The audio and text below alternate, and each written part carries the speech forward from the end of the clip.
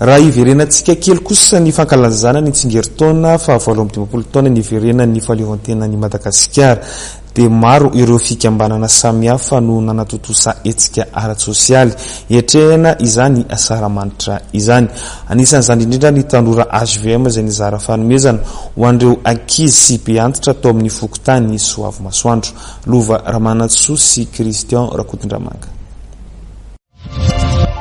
Nizarainy tanora HVM marendrina sy vatomamy ireo ankizy manodidina 300 amin'ny fokontany Soavy Masoandro omaly.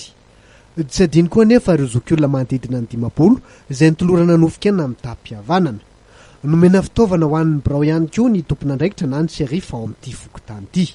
Lehibe tokoa ny asa sosialy ny totsain'ny tanora HVM tetsy amin'ny fokontany Soavy Masoandro omaly noho izao fankalazana ny fetim-pirenena zao. Amin'ny hetsika amintsanga zao zany dia fisaraina rindrina amin'ny ankizy Skombo sy Fourmetika de Brao eto amin'ny faritra Matono Soavy Masoandro. Ny titre ny faritra misy anay dia sherifa Matono dia nisaotra ny filohan'ny HVM Heroja Mampianina. Nakasitraka ireo mahalala tanana ireo be antitra. Mba hividiananay sakafo tompo noho ny fetin'ny fahaleovantena na azo fanomezana fa dia mba ampitao amin'andreo filoham-pirenena fa makasitraka makatelina ny be antitra eto amin'ny faritra Matono Soavy Masoandro. Izao asa sosialy izao no nataon'ny tanora HVM dia mba hanamafisana ny firaisan-kina amin'ny mpiarabelona sy mba hahafahan'ireo vahoaka mandinika manao fety ao anaty famendrehana.